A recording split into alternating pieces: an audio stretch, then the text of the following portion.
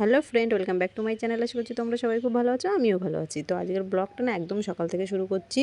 মানে এই টাইপের ব্লগ না আমি আগেও কখনো দিইনি। মানে একদম সারা দিনে কী করছি, মানে কি না করি সেই টাইপের ব্লগ আমি এখনও করিনি। এটা আমার ফার্স্ট ব্লগ। তো একদম দেখতেই পাচ্ছ আমি উঠেছি একদম সকালবেলায়, তখন বাজে 6:30। 6:30টায় আমি উঠেছি। উঠে আমি এদিকে রান্না বসিয়ে দিয়েছি, যেহেতু আর ঘরের যা কাজ ছিল, যে বাসি কাজগুলো ছিল সব কিছু কমপ্লিট হয়ে গেছে। করে নিয়ে না আমি রান্না বসিয়ে দিয়েছি, যেহেতু তোমাদের দাদাভাই যাবে কাজে, ওর জন্য আমাকে সকাল সকাল রান্না করতে হবে। তারপর বাবাইও আছে, ওকেও সকালবেলা আমাকে খাওয়াতে হবে। ওর জন্য একদম সকালবেলা উঠে আমি রান্নাটা বসিয়ে দিয়েছি। আর আজকে যেহেতু শনিবার, আমাদের বাড়িতে শনিবারটা নিরামিষ করা হয়, মানে আমরা নিরামিষই খাই শনিবারটা, তো সেই তার জন্য নিরামিষ রান্নাই হবে। তার জন্য একটু মানে তাড়াহুড়োই রান্নাটা করছি। আর এইভাবে তাড়াহুড়োই সকালের কাজটা এত তাড়াহুড়োই থাকে, যার জন্য তোমাদের সাথে আমি এখনও পর্যন্ত ডেলি ব্লগ কোনোভাবে শেয়ার করিনি। এটা আমার একদমই ফার্স্ট। আমি আগেই বললাম ফার্স্ট ডেলি ব্লগ। তো আমি এখানে ভাতের জলটা বসিয়ে দিয়েছিলাম, চালটা ধুয়েও দিয়ে দিচ্ছি। মানে এইভাবে কি বলো তো, আর সকালবেলা হলে তোমরা জানো যাদের বাড়িতে ছোট বাচ্চা আছে, মানে তাদের মায়ের কি করতে হয়, মানে সকালবেলা যেন নিজের পা দুটোকে একদম মানে ট্রেনের চাকা বানিয়ে নিতে হয়। মানে কি বলবো, এত তাড়াহুড়ো, এত কাজবাজ সব গোছানো খুব কষ্ট। যারা করে তারাই একমাত্র জানে যে সকালবেলা কতটা কাজবাজ করতে হয়, কতটা তাড়াহুড়োই করতে হয়। তারপর তো বাবাই আছেই, মানে রান্না করতে করতে তার পিছনে দৌড়াতে হবে, এই করতে হবে। তো ওখানে আমি ডাল বসাবো, যেহেতু ডালের জলটা আমি সিদ্ধ করে নিয়েছিলাম, যেহেতু আমি তোমাদের বললাম শনিবার আমাদের নিরামিষ। তো একটু গরম জল করে নিয়েছি। এদিকে ডাল বসাতে বসাতে আমি সবজিগুলোও কেটে নিচ্ছি, কারণ তাড়াহুড়ো করে সব কাজ করতে হবে। তোমাদের দাদাভাই খাবার নিয়ে যাবে, যেহেতু কাজে যাবেও, ওর জন্য আমি প্রচণ্ড তাড়াহুড়োতে আছি। জানি না ব্লগটা কেমন হচ্ছে, কারণ যেহেতু আমি আগে কখনো এইভাবে ডেলি ব্লগ শেয়ার করিনি, এটা আমার ফার্স্ট ডেলি ব্লগ। তো জানি এর ভিতর অনেক রকম ভুল হবে, তো আগে থেকে সবাইকে বলছি কেউ কিছু প্লিজ মনে করো না, কারণ এইভাবে ডেলি ব্লগ আমি কখনো শেয়ার করিনি। আর ব্লগটা তোমাদের কেমন লাগে অবশ্যই কিন্তু সবাই কমেন্ট করে জানাবে। যারা যারা নতুন আছে এখন আমার চ্যানেলটা সাবস্ক্রাইব করোনি, প্লিজ সাবস্ক্রাইব করো, পাশে থাকা বেল বাটন প্রেস করো, বন্ধু হয়ে পাশে দেখো। তো দেখো আমি তাড়াহুড়ো করে যেহেতু রান্না করছি, বুঝতেই পারছো যে কত তাড়াহুড়োয় রান্না করতে হচ্ছে আমাকে। মানে কি বলবো, ব্লগটা যখন করছিলাম নিজেরই একটু কেমন যেন লাগছিল, যেহেতু এর আগে আমি এইভাবে কখনো ডেলি ব্লগ শেয়ার করিনি তোমাদের সাথে। ভাবছিলাম কেমন হবে কি হবে, মানে এটা একটা মনের ভিতরে একটা টেনশান থাকে যে আগে করিনি। দেখো রান্না করতে করতে চলে এসেছি, বাবাই যেহেতু উঠে গেছে, তোমাদের দাদাভাইও খাবার নিয়ে বেরিয়ে গেছে। তো ওর জন্য এখন ঘরের যে কাজগুলো থাকে, বিছানাটা তুলতে হবে। বাবাই যেহেতু শুয়েছিল, তো বিছানাটা আমি তুলে নিচ্ছি। এরপর বাবাইকে রেডি করতে হবে, যেহেতু সকালবেলাটা ওকে একটু ফ্রেশ করতে হবে, ওকে কিছু খাওয়াতে হবে। মানে বললাম না, একটার পর একটা কাজ থাকেই সকালবেলা, যার জন্য ডেলি ব্লগটা আমি কখনো তোমাদের সাথে শেয়ার করি না। তো এখানে দেখো টুকটুক করে বিছানা গোছাতে গোছাতে বাবাই বাইরে দুষ্টুমি করছিল, আমি সেদিকে দৌড় মেরেছিলাম। যেহেতু মানে কি বলবো, বললাম না যার বাড়িতে বাচ্চা আছে সেই জানে সকালবেলা কী করতে হয় কী না করতে হয়। তো বাবাইকে এদিকে বিছানা তুলছি, এদিকে রান্না করছি, এদিকে বাবার পিছনে দৌড়াচ্ছি, মানে সবটাই সামলাতে হচ্ছে। যেহেতু আমার একার সংসার, তো আমাকে ছাড়া মানে আমি ছাড়া কী করবে বলো।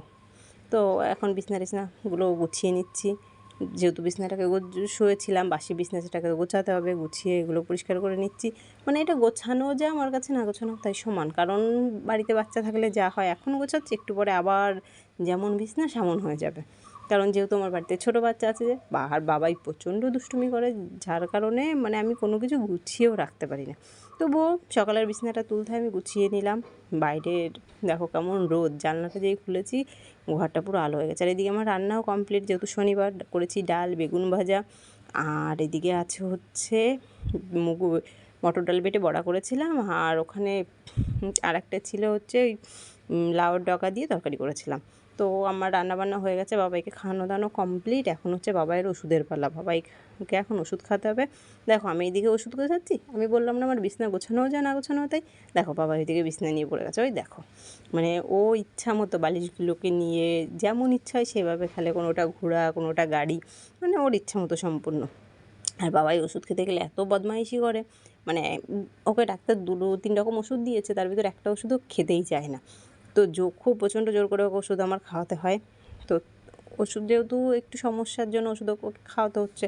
আর ওই দেখো বালিশগুলোর যা অবস্থা করছে। এরপর যখন মানে কি বলবো, এখন বালিশ নিয়ে খেলছে, যখন আমি শুয়ে থাকবো আমার পিঠের উপর উঠে আমাকে গাড়ি বানিয়ে নেবে। মানে এইভাবে আমাদের মা ছেলে সারাদিনটা চলে যায়, যেহেতু তোমাদের দাদাভাই সকালবেলা বেরিয়ে গেছে আর সন্ধ্যাবেলা বাড়ি আসবে। আর মা ছেলে কী করবো, সারাদিন এইভাবেই টাইম কেটে যায়।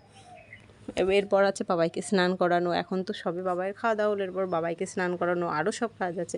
মানে কি বলো তো, তবুও আমি ডেলি ব্লগটা শেয়ার করেছি, যে তাও তোমাদের সাথে না আমি সবটা শেয়ার করিনি, কারণ সবটা শেয়ার করা যায় না, কারণ এত তাড়াহুড়োতে কাজ থাকে, টাইম টু টাইম বাবাইয়ের কাজ বাজ। আমার এদিকে দেখো স্নান হয়ে গেছে, বাবাইকে রেখে আমি আগে স্নান করে নিয়েছি, কারণ ও ঘুমাতে ঘুমাতে অনেক লেট হয়ে যাবে, তখন আমি স্নান করতে পারবো না। তো আমি স্নান দান করে নিয়েছি, এখন নিজে মাথাটা তাড়াতাড়ি একটু গুছিয়ে নিয়ে তা পুজো করে তারপর বাবাইকে স্নান করাতে হবে।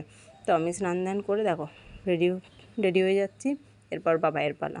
কারণ বললামই তো বাবাইকে যেহেতু রেডি করতে হবে, ওকে স্নান করিয়ে আমি স্নান করতে করতে 2টো বেজে যাবে আমার, ওর জন্য ওকে পরে স্নান করে, আগে আমি স্নান করে নিই তারপর ওকে স্নান করে। তো আমি এখানে স্নান দান করে দেখো সিঁদুর ইঁদুর পরে এখন হচ্ছে আমার পুজো করতে হবে। তো মানে এর মাঝখানে বাবাই এত দুষ্টুমি করছিল, কি বলবো।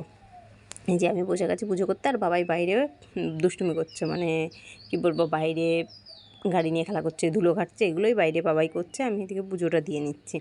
কারণ ও না পুজো দিতে দেয় না, ও পুজো দিতে হলে মানে ঠাকুরকে প্রসাদ দেওয়ার আগে ওকে প্রসাদ আমার দিতে হয়। ওর জন্য ও বাইরে খেলা করছে, ওকে যেহেতু স্নান করাবো, ওর জন্য ভাবলাম থাকো কিছুক্ষণ বাইরে ঘুরুক, আমি পুজোটা দিয়ে নিই। আমি তাড়াহুড়ো করে পুজোটা দিয়ে নিচ্ছি। পুজোটা দিয়ে তারপর বাবাইয়ের স্নান করাতে হবে, বাবাইকে স্নান করাতে হবে, খাওয়াতে হবে, ঘুম পাড়াতে হবে, তারপর আর একটা ডিউটি, মায়েদের যা ডিউটি থাকে সারাদিনে সেসবই করতে হচ্ছে। তো আমার মতো আমি পুজো দিচ্ছি, মাঝখান থেকে না বাবাই বাইরে থেকে আওয়াজ দিচ্ছিল, মা তুমি কি পুজো করছো? মানে কি বলবো, ও পুজো দেখলে হয় চলে আসবে, এসে প্রসাদ দাও, প্রসাদ খাবো। আর কেন জানি না বাবাই না একটা অভ্যাস খুব, ও মানে আমি পুজো করতে বসলে না, পুজো করে জাস্ট ঠাকুরকে প্রণাম করতে করতে না, আমি যেহেতু আমার ঘরে ভোলে বাবা আছে, ভোলে বাবার সামনে থেকে না প্রসাদটা নিয়ে চলে যায়। অন্য কোথাও থেকে প্রসাদ নেবে না, আগে ভোলে বাবার প্রসাদটা নিয়ে চলে যাবে। মানে ঠাকুরের সামনে প্রসাদটা আমি শুধু দেবো আর একটা প্রণাম করতে আমার যেটুকু দেরি, পুজোটা কমপ্লিট হবে কি না হবে, প্রসাদ নিয়ে চলে যাবে। দেখো এখানে আমি প্রণাম করছি, ওইদিকে বাবাইও চলে এসছে। হ্যাঁ, ও যেহেতু আমি উলু দিয়েছি, ও শুনতে পেয়েছে যে পুজো করছে, দেখো এসে ও নিজে প্রণাম করলো, ও নিজে একটু ধুলি নিল, আমার মাথায় একটু দিল, দিয়ে মানে কি বলবো, এখন ওই ফোনটা নিয়ে পড়েছে, যে সামনে দেখেছে ফোন। এবার তারপর থেকে না তোমাদের সাথে আর কোনো ব্লগ শেয়ার করা হয়নি। দুপুরে ঘুমিয়ে গেছিলাম, ঘুম থেকে উঠতে অনেক লেট হয়ে গেছিলো, তারপর বাবাইকে খাইয়েছি, নিজে খেয়েছি, খেয়ে দিয়ে ওই একদম সন্ধ্যাবেলা, এই সন্ধ্যাবেলাতে বাবাইকে পড়াতে হয়, এর আগে বাবাইকে খাইয়ে দিয়েছি, এখন হচ্ছে বাবাই পড়তে বসেছেন। ও সন্ধ্যাবেলা ওকে নিয়ে একটু পড়াতে বসে, যেহেতু বাবাই আস্তে আস্তে এখন বড় হচ্ছে, আর কিছুদিন পরে স্কুলে দিতে হবে, তো বাড়িতে নিজে না পড়ালে শিখবে কী করে বলো। ওর জন্য ওকে নিয়ে বসে গেছি পড়াতে। ও মানে মোটামুটি পড়তে সবই পারে, এখনও লেখাটা যেহেতু শেখেনি, লেখাটাও প্র্যাকটিস করাই, পড়াইও দুটোই করি, যেহেতু স্কুলে দিতে হবে কিছুদিন পর, তখন তো মানে এগুলো তার আগে তো আমাকে শিখিয়ে নিতে হবে, আমি যতটা পারি, মানে ওকে যতটা আমি আমার থেকে শেখাবো ততটাই শিখবে। আমি আর যেহেতু মায়েদের তো প্রথম কর্তব্য এটাই যে নিজের সন্তানকে নিজে হাতে ধরে লেখা শেখাবে, পড়াবে। তো এগুলো তো আমাদের মারাও করেছে ছোটোবেলায়, আমরা নিজের মায়ের হাতে খড়ি হয়েছে।